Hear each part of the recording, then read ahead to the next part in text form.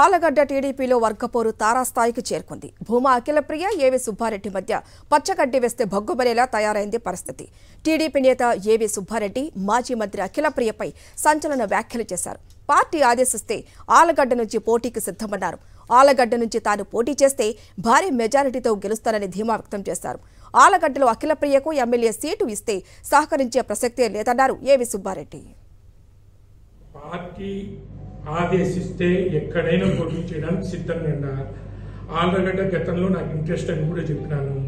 ఖచ్చితంగా నాకు పార్టీ ఆదేశిస్తే ఆలగడ్డ నుంచి అయినా పోటీ చేస్తా, ఎక్కడి నుంచి అయినా పోటీ చేస్తా. ఆలగడ్డ నుంచి పోటీ అయితే తప్పకుండా గెలుస్తానని కూడా భారీ మెజార్టీతో ఈ సందర్భంగా తెలియజేస్తాను. పార్టీ ఆదేశిస్తే ఎక్కడైనా పోటీ చేయడానికి సిద్ధంగా ఉన్నారు. ఆలగడ్డ గతంలో నాకు ఇంట్రెస్ట్ అని కూడా చెప్పినాను. ఖచ్చితంగా నాకు పార్టీ ఆదేశిస్తే ఆలగడ్డ నుంచి అయినా పోటీ చేస్తా, ఎక్కడి నుంచి అయినా పోటీ చేస్తా.